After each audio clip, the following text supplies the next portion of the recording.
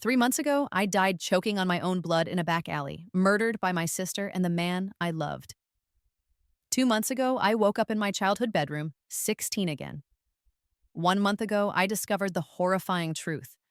My grandmother wasn't senile. She was the one pulling every string that destroyed our family. And yesterday, I made the choice that changed everything. And let's rewind. Before the whole dying and coming back thing, I was Maya Chen, the golden child of the Chen dynasty, heir apparent to a pharmaceutical empire worth a cool $2.8 billion. Life was good, if a little predictable. Private schools, trust funds, and a fiancé, Marcus, who was so handsome it was almost boring. My biggest problem was pretending to like the canapes at whatever gala my family was hosting that week. Then came my 28th birthday party. The whole clan was there, a glittering array of backstabbers and social climbers I called my relatives. My younger sister, Lily, a girl who'd spent her life in my shadow, proposed a toast. She and Marcus, my dashing fiancé, handed me a glass of champagne. I remember the look in their eyes, a flicker of something I mistook for affection. It was, in fact, the glint of pure, unadulterated greed. The poison was fast. 1 minute I was smiling for a photo, the next I was on the marble floor, my lungs on fire, watching the life drain out of me as my entire family, simply watched. My last coherent thought was about the paperwork. My trust fund, my company shares, even the inheritance I was supposed to get from my grandmother, Elena. It was all being carved up between Lily and Marcus before my body was even cold. But death, as it turns out, wasn't the final act. It was more of an intermission. I woke up with a gasp, tangled in a lavender-scented duvet I hadn't seen in over a decade. I was 16 again. Every pimple, every awkward limb, and every single memory of my brutal betrayal was intact. My first thought? Revenge. A dish best served cold, and I had 12 years to chill it to absolute zero. My second thought was to check on my grandmother, Elena. In my original timeline, her mind had started to slip around this time. Sweet, confused, doting Elena, the one person I thought was truly on my side. Oh, how wrong I was. The first few days were a blur of teenage angst and adult-level fury simmering in a 16-year-old body. It was jarring.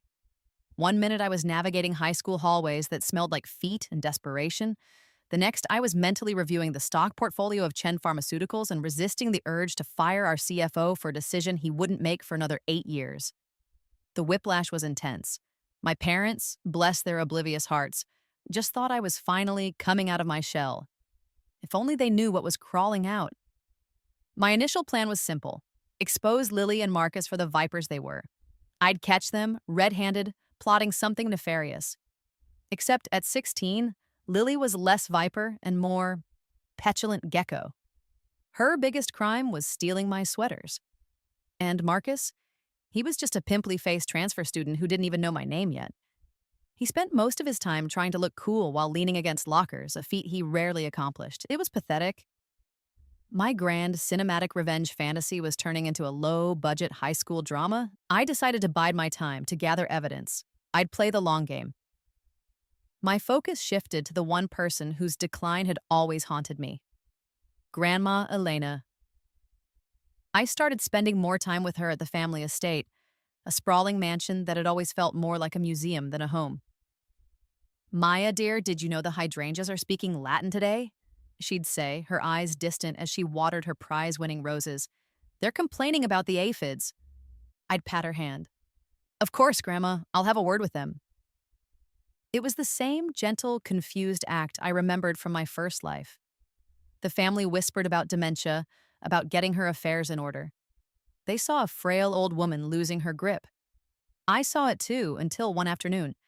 I was heading to her study to bring her tea when I heard her voice through the slightly ajar door. It wasn't the soft, rambling tone she used with the rest of us. This voice was steel. "The inheritance game is about stamina, not just speed," she said, her tone crisp and clear. "Lily is showing ambition, but it's sloppy, unrefined. And Maya, well, Maya is a problem. Too much heart. We need to eliminate the loose ends before they tangle the entire line." I froze, the porcelain teacup rattling in my hand. I peeked through the crack in the door. She was on the phone, her posture ramrod straight, her gaze sharp and focused on a chessboard by the window. There was no confusion in her eyes, only calculation. She moved a black knight, capturing a white pawn with a decisive click. He thinks he has her loyalty, but loyalty can be bought. The real question is, who is the higher bidder? My blood ran cold. The hydrangeas weren't speaking Latin. Grandma Elena wasn't losing her mind. She was playing a game where her own granddaughters were the pieces on the board. Over the next few weeks, I became a ghost in my own home. I watched her, listened to her. I feigned sleepovers at friends' houses and crept back to the estate, using the service tunnels I'd discovered as a child. The doting, senile grandmother was a performance, a masterful piece of theater designed to make everyone underestimate her. When she thought she was alone, the mask dropped. She held clandestine meetings with lawyers and private investigators. She made ruthless calls that shifted millions in offshore accounts. She was the puppet master, and all of us, my parents, Lily, even Marcus in the future, were her marionettes. The real discovery came when I finally picked the lock to her private safe, a trick my original fiancé, Marcus, had ironically taught me. Inside, beneath velvet bags of jewelry and property deeds, was a leather-bound ledger. It wasn't financial, it was a journal. Her journal. The entries went back years, detailing what she called the matriarch's test. She had been pitting me and Lily against each other since we were children. Every competition, every perceived slight, every time one of us was praised over the other, it had all been orchestrated. She documented Lily's growing jealousy and my naive trust with chilling detachment. She saw my kindness not as a virtue, but as a fatal flaw. The final entry, dated the week before my 28th birthday in the original timeline, was the one that shattered my world. Lily has proposed a final move, bold. A bit theatrical for my taste, but decisive. She wishes to remove Maya from the board permanently. Marcus is easily swayed. His ambition outstrips his intellect. I will provide the means. The poison is untraceable, a relic from the old family chemistry. It is time to see if Lily has what it takes to lead. A true Chen does not hesitate to eliminate a rival, even if that rival is their own blood. Maya's trust will be her undoing, a necessary sacrifice to temper the next generation. My death hadn't just been Lily's idea. It had been sanctioned, encouraged. My sweet, confused grandmother had supplied the murder weapon. My murder wasn't a tragedy to her. It was the final exam in a curriculum of cruelty, and I had failed spectacularly. I wasn't just reborn. I was the star of a horror movie, directed by the one person I thought I could trust. The knowledge sat in my gut like a shard of glass. Every smile from Elena was a threat. Every gentle pat on my hand felt like the caress of a spider. I wanted to scream, to confront her, to throw that damnable ledger in her face and watch her perfect composure crack. But what would that accomplish? She'd deny it. She'd have me labeled hysterical, delusional. She held all the cards. I was just a 16-year-old girl, a 16-year-old girl who'd already been murdered by this family once. So I waited. I played my part. I was the dutiful granddaughter, fetching her shawls and reading her poetry, all while my mind raced with scenarios for revenge. I could expose her to my parents. I could leak the ledger to the press. I could ruin her, ruin the family name, burn the entire Chen empire to the ground. The thought was intoxicating. About a week later, she summoned me to her greenhouse. It was her favorite place, a humid, fragrant jungle of exotic orchids and carnivorous plants. She was standing by a pitcher plant, calmly feeding it a fly. "They are such fascinating creatures," she said, not looking at me. "They lure their prey with sweet nectar, a promise of sustenance. The victim slides in, thinking it has found a paradise, only to be dissolved and consumed." She turned, her eyes pinning me in place. The fog was gone. Her gaze was as sharp as a scalpel. "A valuable lesson, don't you think, Maya?" My heart hammered against my ribs. "I suppose so, Grandma." "Drop the act," she said, her voice low and even. "It's exhausting, and frankly, you're not very good at it. The trembling hands, the forced smiles. You're practically vibrating with resentment." You found the ledger, didn't you? The question wasn't an accusation, it was a statement of fact. My carefully constructed facade crumbled. You killed me, I whispered, the words tasting like ash. You let Lily and Marcus murder me. She didn't flinch. In a manner of speaking, and yet here you are, an impossibility, a ghost with a second chance. I must admit, I didn't see that coming.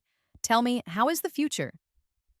The casual, almost academic curiosity in her tone was more infuriating than a denial would have been. It's full of betrayal and poison, thanks to you. And knowledge, she added smoothly. You have memories of a future that no longer exists, a powerful advantage. The question is, what will you do with it?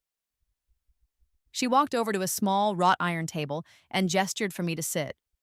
It felt like an interrogation. And now we come to it, Maya, the real test. Not the one you failed before, but a new one. A choice. She leaned forward, her hands clasped on the table. I am presenting you with an ultimatum. You have two paths before you. On the first path, you can have my love. You can have the family. You can have the entire Chen inheritance free and clear. All you have to do is let go of your anger. You must forgive Lily. You must let her choose her own path, even if you know it leads to betrayal again. You must choose family over vengeance. My jaw clenched. Forgive the sister who murdered me? For an inheritance you are going to let her kill me for? That is one option, she said, ignoring my outburst. The other path is the one I suspect your heart craves. Revenge.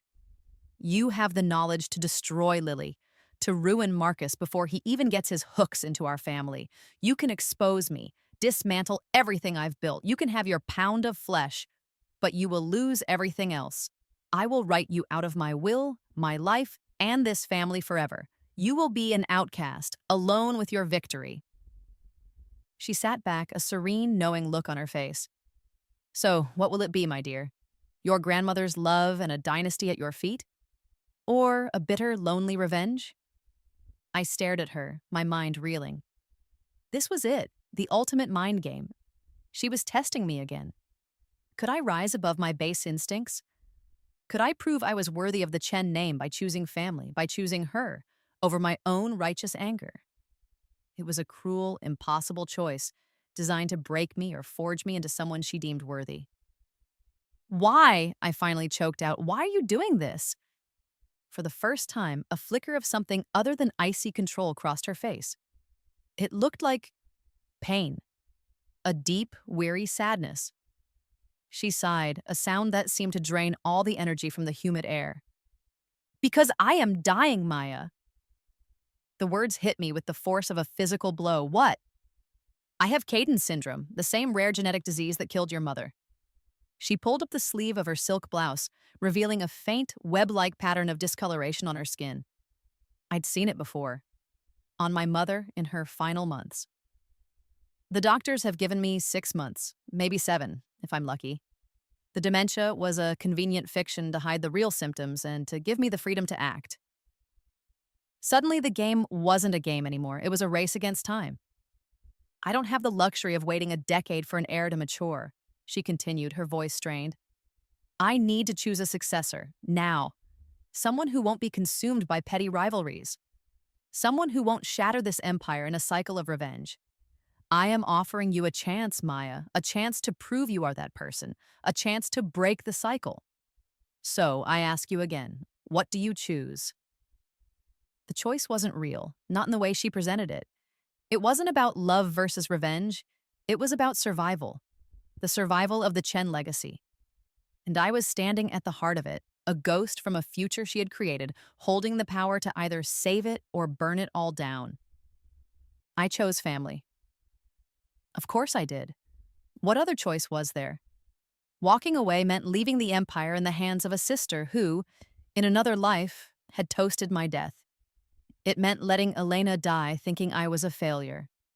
My desire for revenge was a wildfire, but her revelation was a flood, extinguishing the flames and leaving behind a cold, hard sense of purpose.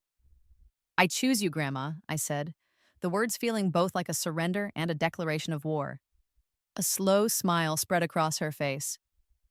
Wise girl. The months that followed were an education unlike any I had ever received. The charade was over. Elena dropped the pretense of senility, and in its place emerged the formidable matriarch who had built a dynasty from nothing. She became my teacher, my mentor, my friend. The relationship was too complex for a simple label. We spent our days in her study, a room that smelled of old books and power. She taught me the real history of the Chen family. The official story was one of brilliant pharmaceutical research and ethical business practices.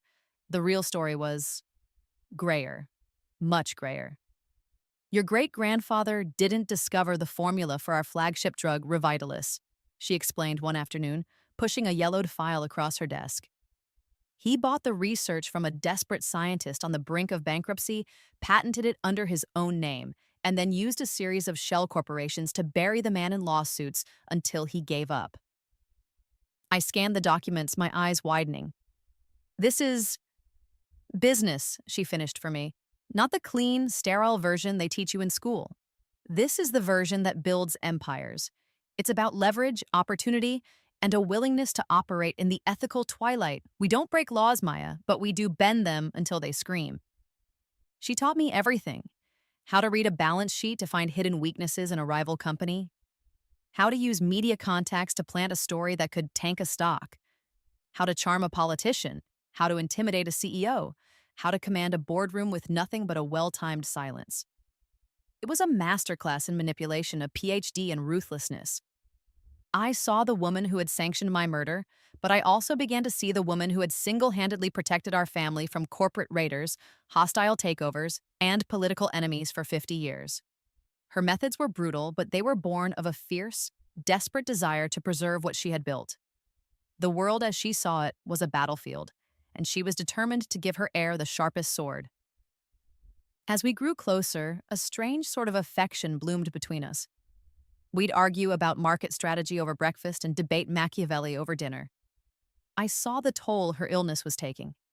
The slight tremor in her hands she tried to hide, the moments of exhaustion she masked with a sharp retort.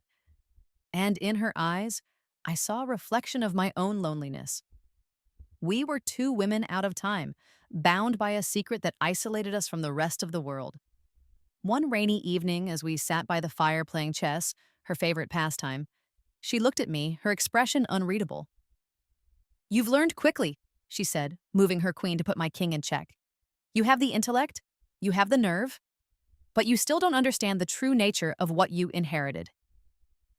I inherited a company built on morally gray practices and a family that treats inheritance like a blood sport, I snarked back, moving my bishop to block her attack. She chuckled, a dry, raspy sound. "That's the vessel, Maya, not the cargo. Your rebirth. You think it was a miracle, a random cosmic anomaly?" I shrugged. I've been a little too busy learning how to dismantle my enemies to contemplate the metaphysics of it all. "Your death in the other timeline," she said, her voice dropping to a conspiratorial whisper. "It wasn't just a test, it was a necessary sacrifice." I stared at her. "A sacrifice for what?" "For power," she said simply. "Real power. Our family, the Chen matriarchs, we are not just businesswomen. We are guardians. There is a condition that runs in our bloodline. Not the disease that is killing me, but something else. A potential, a spark. Every 3 generations this spark ignites. But it requires a catalyst, a trigger." She leaned closer, her eyes glittering with a strange light. "The matriarch's test is not just about finding the most ruthless heir. It's about creating the conditions for a transfer. My death, your mother's death, they were just natural ends. But to truly pass on the full weight of the family's legacy, a sacrifice is needed. The violent, unjust death of a potential heir at the hands of another triggers a supernatural event. A curse, if you want to be dramatic. It unlocks everything. All the accumulated knowledge, the instincts, the power of every Chen matriarch before me, and it transfers it to the one who was wronged." The chess pieces on the board seemed to blur. My head spun. "You mean, when Lily and Marcus killed me? They didn't just end your life," Elena finished. "They unlocked your inheritance. An inheritance of a completely different kind. Your rebirth wasn't a second chance. It was the intended outcome. You weren't just reborn, Maya. You were chosen, not by me, by a power that has guided this family for centuries. Checkmate. She had me. She had my king, my board, my entire understanding of reality. I wasn't the victim of a family squabble. I was the recipient of a supernatural legacy, activated by my own murder. The game wasn't about a 2.8 billion dollar company. It was about something infinitely older, stranger, and more terrifying. And I was now the star player. While I was getting a crash course in supernatural inheritances and corporate sabotage, Lily was stewing. My new close relationship with Grandma Elena did not go unnoticed. I had stolen her thunder, and she was not happy about it. In this new timeline, just as in the old, her jealousy was a weed that grew in the dark, choking everything around it. She saw the change in me. The 16-year-old wallflower was gone, replaced by someone with an unnerving amount of confidence. I'd make casual remarks about stock market trends that would prove eerily accurate weeks later. I'd guess the outcomes of political elections.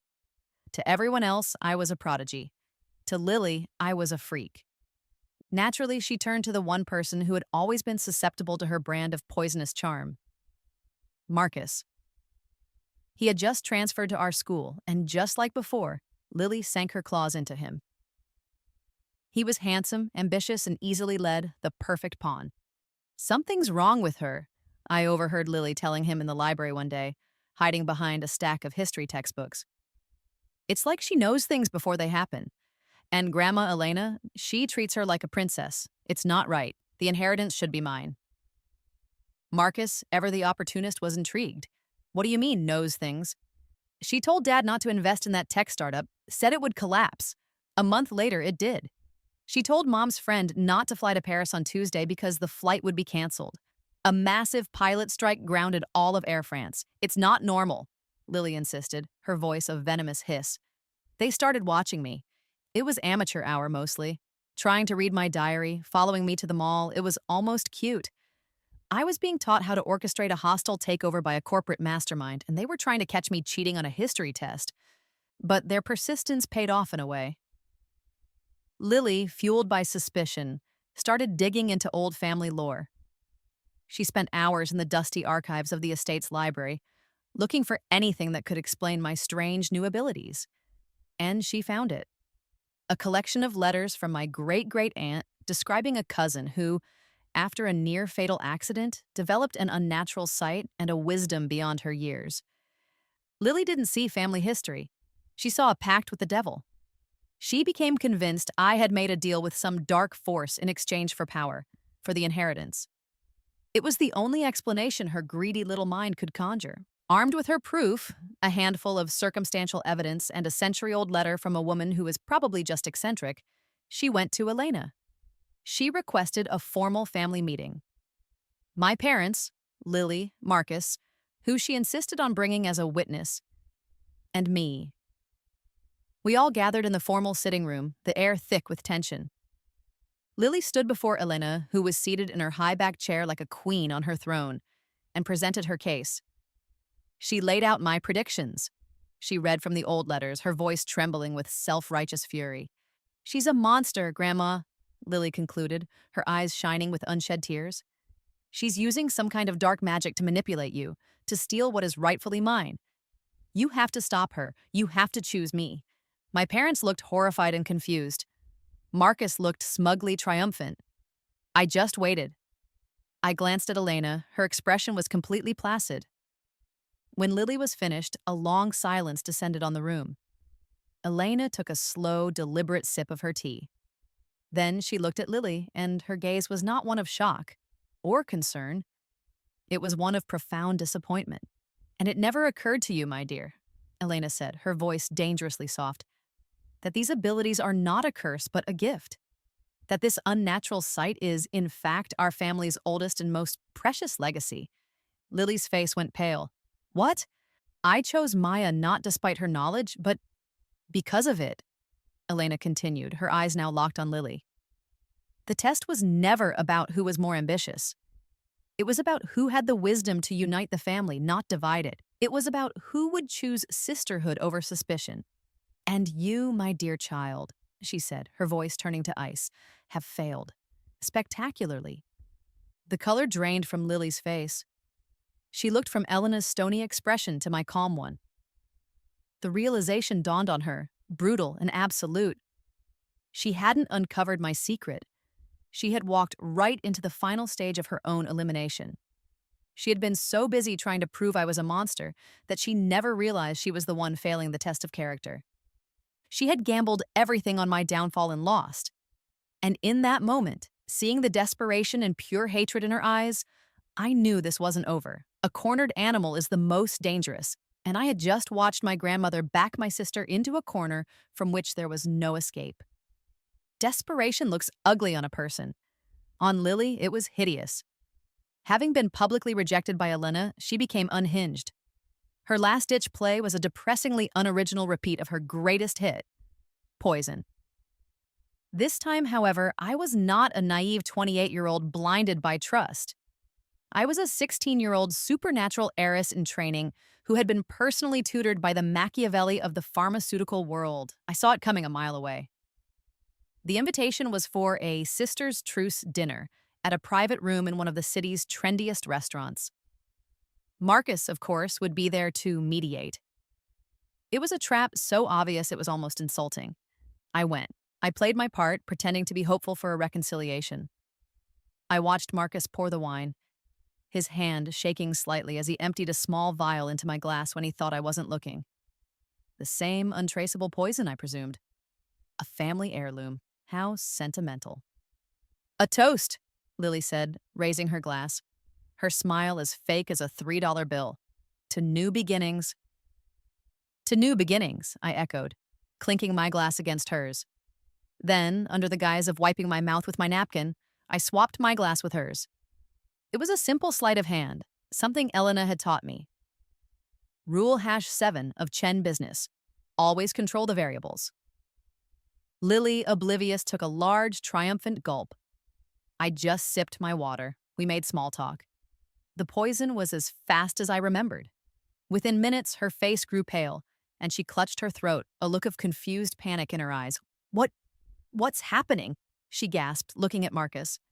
Marcus stared at her, then at me, the blood draining from his face as he realized what I had done. You switched the glasses. She was thirsty, I said with a shrug. I'm a good sister. Lily collapsed to the floor, choking, her eyes wide with terror and dawning comprehension. And in that moment, seeing her there, so helpless and pathetic, the fire of my revenge finally sputtered out. All I felt was a profound aching pity. She was my sister, my stupid, greedy, murderous sister.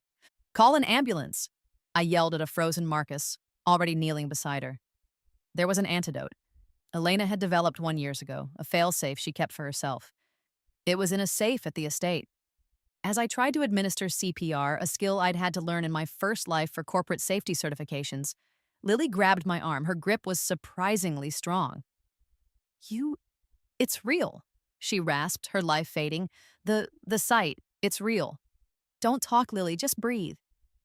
I'm sorry, she whispered, a tear tracing a path through her expensive foundation. I'm so sorry. And then she was gone. The aftermath was a blur of police, lawyers, and my parents' devastating grief. Marcus, coward that he was, confessed everything, implicating Lily as the mastermind and himself as a reluctant accomplice. He was carted off to face justice. I was the tragic victim, the sister who had tried desperately to save the very person who had tried to kill her. It was a perfect story. A little too perfect.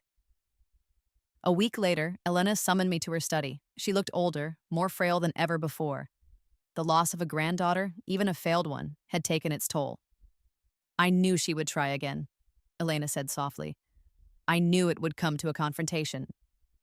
You planned this, I stated, my voice flat. You knew this would happen. I planned for a choice, she corrected gently. I didn't know what you would do. You could have let her die. You could have walked away and called it justice. It would have been understandable, but you didn't. You tried to save her. You knelt on that floor and tried to breathe life back into the sister who had betrayed you twice. She looked at me, and for the first time, I saw genuine, unguarded love in her eyes. Trust must be earned, Maya, but family is a bond that transcends betrayal. Forgiveness in the face of the ultimate treachery is the true measure of a leader, not ruthlessness. That was the final lesson, the one I had to learn myself too late.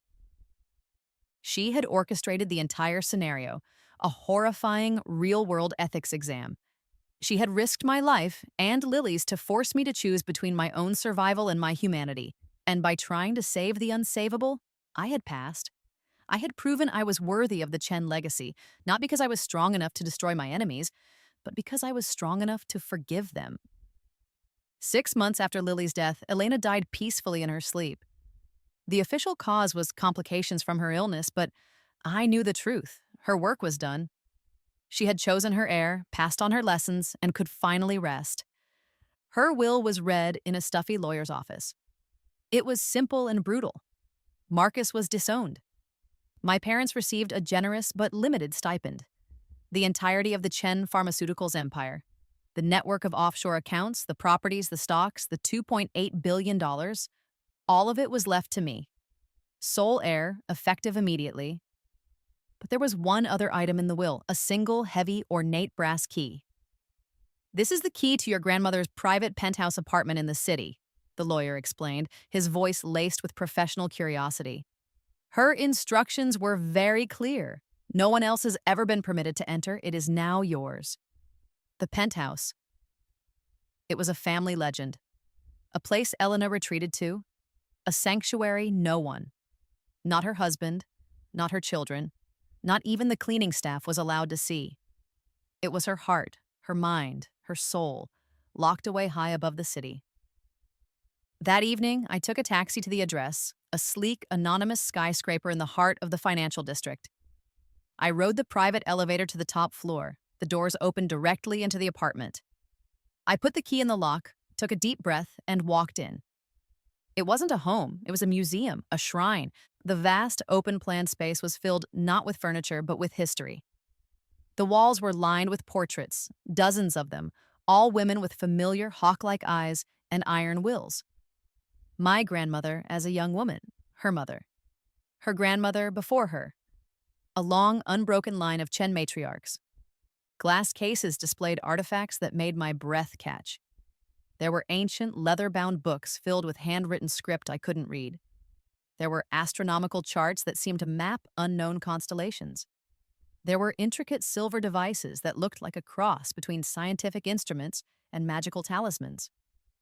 This wasn't just Elena's sanctuary.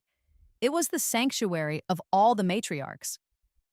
I walked through the room in a daze, touching the cool glass of a display case, running my fingers over the spine of a book that felt electric to the touch.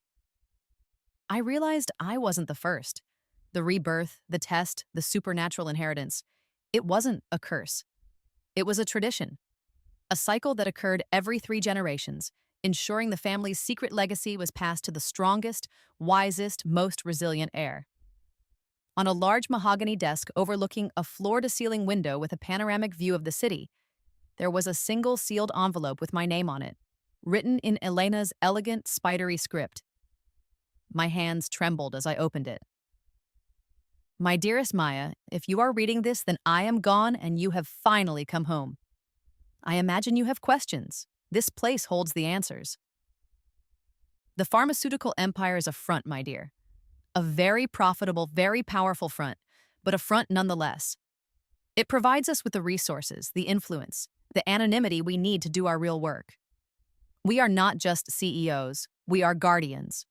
Custodians of knowledge that could reshape humanity's understanding of life, death, and everything in between. Your rebirth was not the first. Look at the portrait of your great-great-grandmother, Aunt May. She, too, was sacrificed by a jealous sibling and returned with the sight.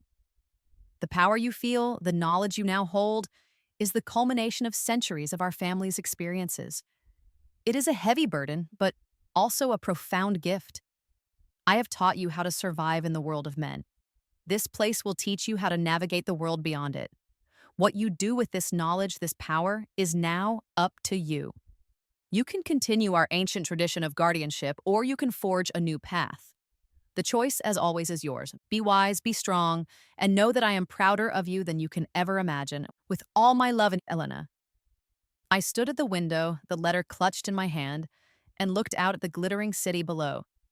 A city I now effectively controlled, but the power I felt had nothing to do with money or corporations. It was a deep, thrumming energy inside me, the echoes of generations of women who had stood in this very room, faced with this very same revelation. My life, my death, my rebirth. It wasn't about revenge. It was about an evolution. The penthouse became my world. In the weeks that followed, I immersed myself in the legacy of the Chen women. I learned that our sight was more than just predicting stock markets. Standing there, looking out at the city, I could see more. Not the future, not exactly, but possibilities. Glimpses of branching timelines, like shimmering threads of light crisscrossing the city streets. I could see the potential in people, a faint aura of light or shadow that spoke of their true nature. My supernatural abilities were just the beginning, a primer for a language I was only just starting to understand. The weight of it all was crushing. The Chen women before me had been guardians, protectors. They had used their knowledge to subtly guide human history, preventing disasters, nurturing genius, and fighting threats that ordinary people could never comprehend. They were the silent, unseen architects of the modern world. And now that mantle was mine. But their methods, the cycles of cruelty, the tests that turned sisters into murderers, that was a tradition I refused to continue. Elena had passed the test on to me, but she had also shown me its flaws. Her love for me, her final admission of regret, had been a lesson in itself.